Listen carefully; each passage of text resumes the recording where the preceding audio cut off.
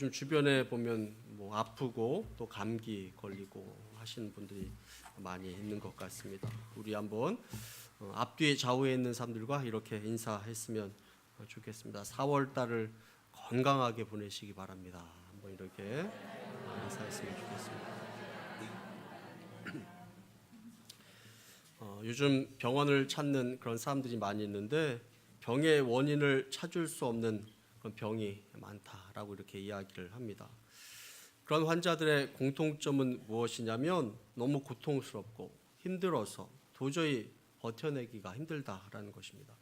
온몸에 힘이 빠지고 소화도 안 되고 밤에 잠도 잘 오지 않아서 아무것도 할 수 없는 그 병을 가지고 있는 사람들을 보면 아파 죽겠다, 힘들다라고 이렇게 이야기하는데 실제로 온몸을 검진해 보면 모든 부분에서 이렇게 정상이다 이렇게 나온다고 합니다. 그래서 진단한 그 의사의 처방이 무엇이냐면 이게 신경성입니다.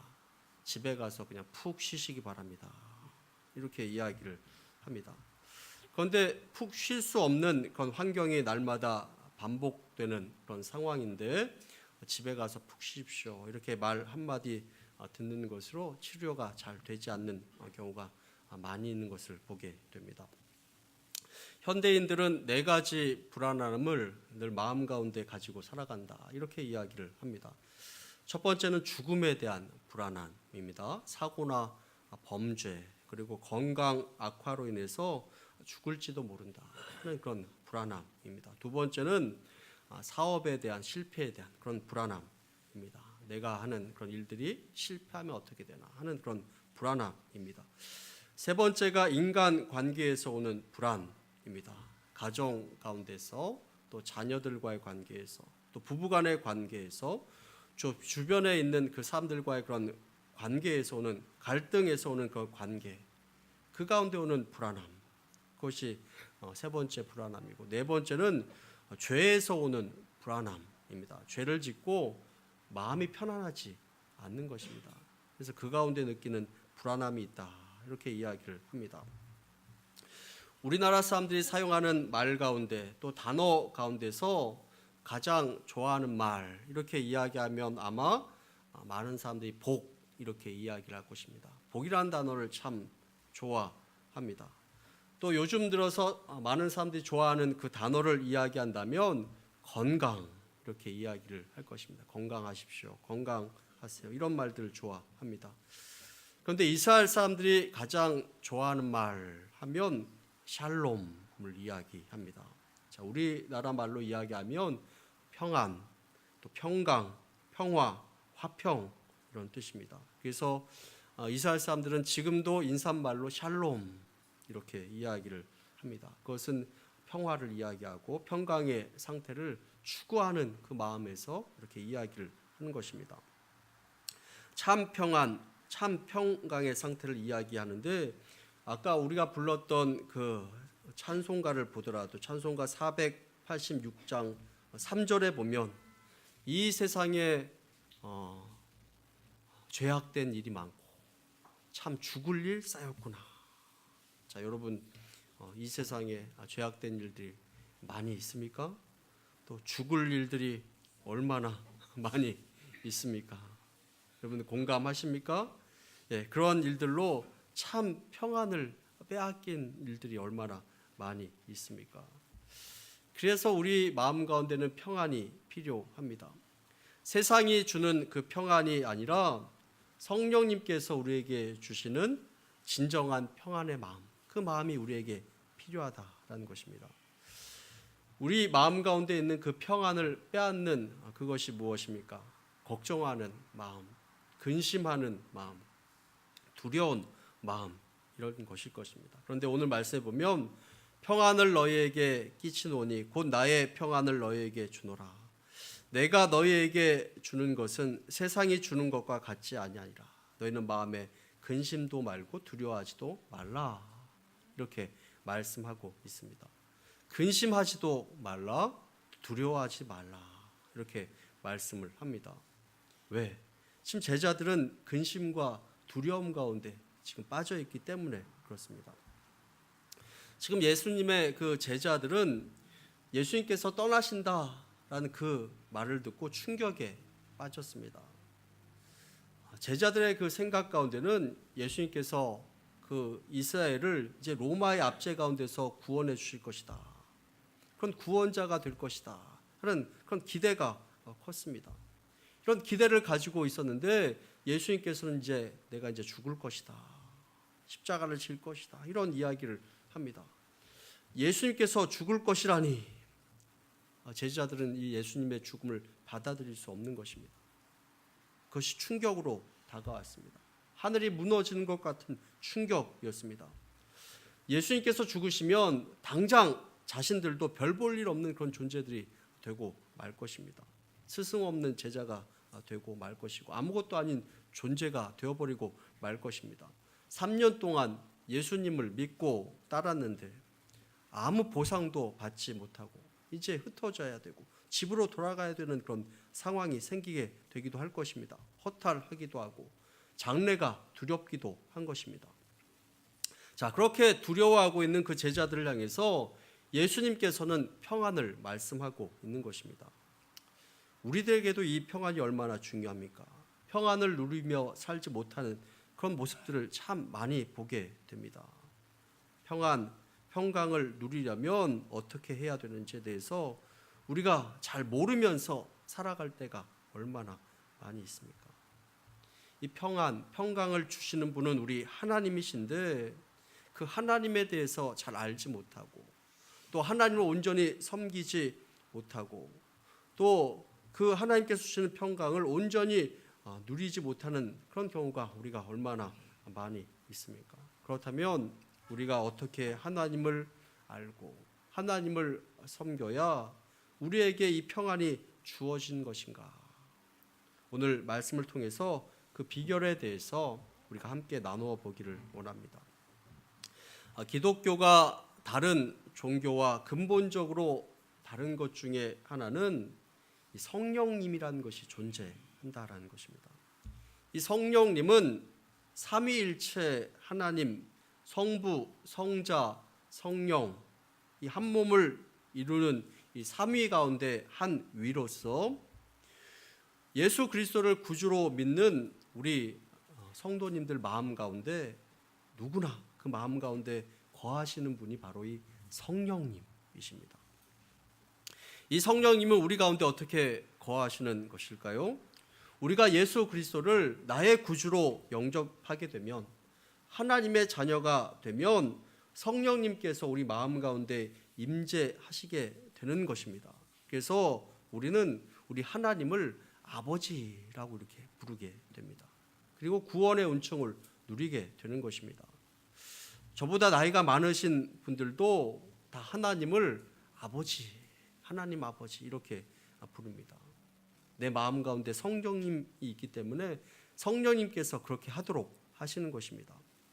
그리고 이 성령님께서 하신 일들 가운데 또 중요한 것이 있다면 그것은 다름이 아니라 우리 마음 가운데 평안함을 주시는 것입니다. 이 성령님을 통해서 오는 그 평안함, 그것이 우리 가운데 어떻게 임하게 되고 그 평안은 어떠한 성격을 갖고 있는 것일까요?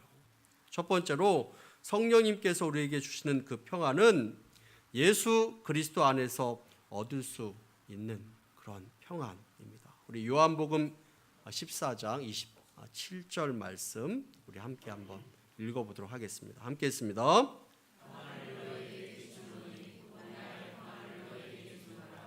그가 너에게 준 것은 세상이 준 것과 같이 아니오. 너희는 마음에 근심도 말고 두려워하지도 말라. 자, 이 말씀을 잘 보시기 바랍니다. 평안을 너에게 끼친다라고 이렇게 말씀을 합니다. 자, 여기에서 말씀하는 이 평안은 하나님께서 주시는 그 선물이고 또 동시에 성령의 열매인데 이 평안함을 어디에서 얻을 수 있느냐? 바로 우리가 예수 그리스도 안에서만 얻을 수 있는 것입니다. 여러분, 성경에서 말씀하고 있는 이 평안, 우리가 보통 이 평안을 이야기하면 두 가지로 구별이 되는데 하나는 아까도 이야기한 이 샬롬, 성경에서 이야기하고 있는 그 평안이고 또 한 가지 평안은 무엇이냐면 세상에서 이야기하고 있는 그 평안입니다. 이 두 가지를 구분해서 본다면 이 샬롬이라는 이 평안은 히브리식 평안이고, 우리가 그냥 말하는 그 평안은 일반적인 평안, 어떻게 보면 로마식의 평안이다라고 이렇게 이야기할 수 있을 것입니다. 그런데 그것이 어떻게 차이가 나냐면 이 샬롬, 이 평안은 성경에서 이야기하고 있고 지금 말씀하고 있는 이 평안은 이 세상에서 풍파가 있고 핍박이 몰아치는 가운데서도 하나님을 향한 믿음이 흔들리지 않고 담대히 그것을 이겨나가고 있는 상태에서 누리고 있는 그 평안 이야기합니다. 어려움이 있지만 그 가운데서 누리고 있는 그 평안함을 이야기하고 있는 것입니다. 예수님께서 지금 십자가를 앞에 두고 있습니다. 고통을 앞에 두고 있고 또 큰 어려움을 앞에 두고 있지만 조금도 흔들림이 없고 그 가운데서 누리고 있는 그 평안함을 이야기하고 있는 것입니다. 무슨 말씀인지 이해하시겠습니까? 아무것도 없는 상태에서 누리는 그 평안이 아니라 풍파와 어려움, 힘든 일이 있지만 그 가운데서 믿음이 흔들리지 않는 가운데 누리는 그 평안함, 그것이 바로 이 샬롬, 오늘 말씀에서 이야기하고 있는 그 평안함입니다. 그런데 이 세상에서 이야기하고 있는 그 평안은 환경에 의해서 좌지우지되는 평화입니다. 힘에 의해서 만들어진 평화입니다. 경제적인 힘이든지 정치적인 힘이든지 큰 힘 앞에서 누구도 꼼짝할 수 없는 상태에서 만들어진 그 평안. 그러기에 엄밀히 말하면 이 평안은 내 안에서 만들어진 평안이 아닙니다. 환경에 의해서 만들어진 그 상태이기 때문에 그렇습니다. 그래서 이 환경이 변하면 그 평안은 깨어지고 마는 것입니다. 이것이 바로 세상에서 이야기하고 있는 평안입니다. 저와 여러분은 오늘 말씀하신 이 샬롬의 평안을 누릴 수 있어야 합니다. 어떻게 누릴 수 있겠습니까? 예수 그리스도 안에 있을 때 주님께서 이 평안을 우리에게 누릴 수 있도록 주시는 것입니다. 그래서 내가 평안을 너에게 끼친다 라고 이렇게 말씀하고 있습니다. 그렇습니다. 우리가 주님 안에 있을 때 하나님과의 관계가 회복되는 것이고, 주님 안에 있을 때 죄의 문제가 해결되는 것이고, 그리고 그 마음 가운데 평안이 찾아오게 되는 것입니다. 예수 그리스도를 믿고 신뢰할 때 이 평안을 우리 마음 가운데 선물로 받게 되는 것입니다. 평안, 우리가 주님 안에 있을 때 누릴 수 있습니다. 환경에 좌우되는 것이 아닙니다. 어렵고 힘든 일들 가운데서 이 하나님께서 주시는 그 평안을 누릴 수 있는 것입니다. 그 샬롬의 평안을 누릴 수 있는 저와 여러분들이 다 되시기를 간절히 축원합니다. 두 번째로 이 성령님이 주시는 평안은 예수님께서 주시는 이 평안입니다. 오늘 말씀에 보면 평안을 너에게 끼치노니 곧 나의 평안을 너희에게 주노라 라고 이렇게 말씀하고 있습니다. 이 평안은 주님께서 직접 누리고 있는 그 평안을 너희에게 준다라고 이렇게 말씀합니다.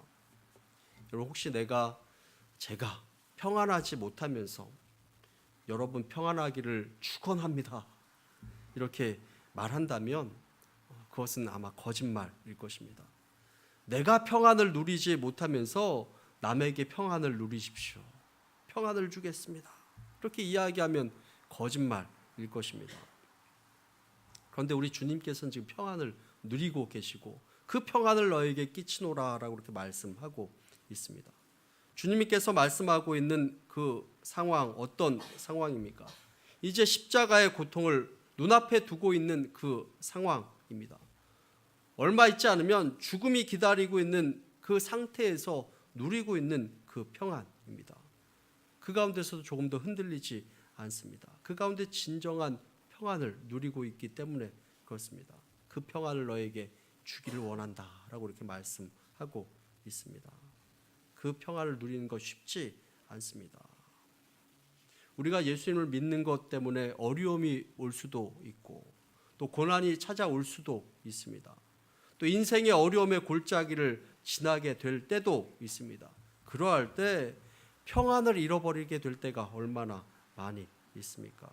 여러 가지 일들을 겪으면서 평안을 잃어버릴 때가 참 많이 있는 것을 보게 됩니다. 그러나 우리 주님께서 여러분들에게 주시는 그 평안이 날마다 삶을 살아가는 여러분들에게 큰 능력이 되기를 간절히 축복합니다. 여러분 날마다 평안하십니까? 평안하십니까? 평안하지 못하다면 사단이 우리 마음 가운데 있는 이 평안을 빼앗아가기 때문에 그렇습니다. 무엇으로 이 사단이 우리 마음 가운데 있는 이 평안을 빼앗아 갑니까? 첫 번째로 이 탐욕입니다. 이 탐욕의 마음이 우리 마음 가운데 있는 이 평안을 빼앗아 갑니다. 다른 것을 이야기하면 소유하고 싶은 그런 욕망입니다. 더 많은 것을 소유해야지 그 마음 가운데 평안할 줄 아는데 그것은 사단이 우리 마음 가운데 주는 이 속임수입니다. 남이 나보다 더 잘 사는 것을 보면 마음이 평안하지 않습니다. 남이 나보다 더 좋은 차를 타고 다니는 것을 보면 마음이 평안하지 않습니다. 왠지 모르게 이 평안함을 잃어버립니다. 내 마음 가운데 탐욕이 남아있기 때문에 그런 것입니다. 자, 이 세상에 있는 것으로 이 만족을 얻으려고 하기 때문에 그것에 비교가 되어서 이 평안함이 없어지는 것입니다. 탐욕, 우리 마음 가운데 평안함을 빼앗아 가는 것입니다. 두 번째로는 욕심입니다. 무엇을 이루고자 하는 욕심입니다. 내가 반드시 무엇을 이루고 말 거야. 그런 야망일 수도 있습니다. 때로는 이런 마음이 필요하기도 하지만 지나친 욕심은 우리를 괴롭히는 것입니다. 비교하는 마음으로 욕심이 생기기도 합니다. 특별히 우리 여성분들 가운데 나는 예뻐지고 말 거야. 욕심으로 열심히 다이어트를 하기도 합니다. 그런데 가만히 보면 별로 이렇게 심각하지도 않은데 남과 비교하다 보니 욕심이 생기는 것입니다. 그 욕심이 자기를 괴롭히게 되는 것입니다. 그러면 마음 가운데 이 평안함이 사라지게 되고 늘 불안함과 힘든 삶을 살아가게 되는 것입니다. 세 번째는 질투의 마음이 우리 마음에 이 평안함을 빼앗아 갑니다. 남이 잘 되는 것을 보면 그냥 넘어가지 못합니다. 우리 성도들 가운데서도 이 질투의 마음이 강한 분들이 있습니다. 질투의 마음을 많이 느낍니다. 그래서 어떤 목사님이 이야기하는 것을 들어보면 목사님이 누구를 이렇게 칭찬하면 칭찬해주면 다른 사람들이 상처를 받는 것입니다. 칭찬 받지 못한 사람들이 상처를 받습니다. 왜 저 사람만 칭찬하느냐 하면서 상처를 받는 것입니다. 저 사람이 잘했다라고 하는 것은 내가 못했다는 거 아닙니까?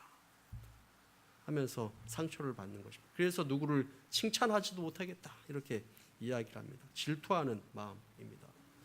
여러분 이 질투하는 마음으로 가인이 아벨을 죽인 것입니다. 질투심에 사로잡혔을 때 마음 가운데 있는 평안을 빼앗기고 마는 것입니다. 네 번째로는 이 분노의 마음입니다. 이 분노는 자기의 마음을 억제하지 못하고 통제하지 못해서 평안함을 빼앗기게 되는 것입니다. 그래서 할 말 못할 말 막 해버립니다. 부리지 말아야 될 혈기도 막 부려버리고 맙니다. 그리고 나서 금방 또 후회를 합니다. 여기엔 평안이 없는 것입니다. 분노가 폭발하면 아무도 건드릴 수 없습니다. 그리고 자신도 나중에 힘들어하고 다른 사람들도 힘들게 만듭니다. 그리고 나중에 후회합니다. 평안이 깨어지게 되고 이 평안이 마음이 없어지게 되는 것입니다. 다섯 번째로는 교만의 마음입니다. 교만의 마음이 있을 때 마음 가운데 이 평안함을 잃어버리고 마는 것입니다. 자기 자신에게 자기가 속고 마는 것입니다. 자기를 과대 포장합니다. 왜 다른 사람들이 나를 알아주지 않을까 늘 고민합니다. 교만한 마음입니다. 알아주기를 바라고 노력을 하지만 결국에는 헛된 것입니다. 그래서 마음 가운데 있는 그 평안함을 잃어버리고 마는 것입니다. 교만한 마음이 있는데 남들이 알아주지 않으니 마음 가운데 평안함이 없는 것입니다. 여러분 마음 가운데 평안함을 이렇게 빼앗아가는 이런 것들에 대해서 여러분들 이겨나가시고 벗어나시기를 바랍니다. 그리고 우리의 시선을 누구에게 맞추느냐? 우리 예수님께, 우리 주님께 맞추시기를 바라고 그 가운데 주시는 평안함 가운데 사시기를 간절히 축복합니다. 참 평안을 누리며 또 자신의 십자가를 당당하게 지신 그 예수님을 바라보기를 원합니다. 그 주님께서 우리에게 평안을 주기를 원하노라 라고 이렇게 말씀하시는데 그 주님의 말씀이 지금 여러분들에게 하시는 그 말씀이 되기를 간절히 축복합니다.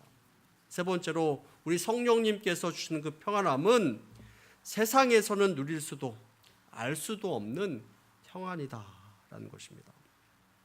우리 다시 요한복음 14장 27절 말씀을 보면 평안을 너희에게 끼치노니 곧 나의 평안을 너희에게 주노라.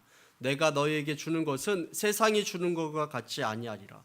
너희는 마음에 근심하지도 말고 두려워하지도 말라라고 이렇게 말씀합니다.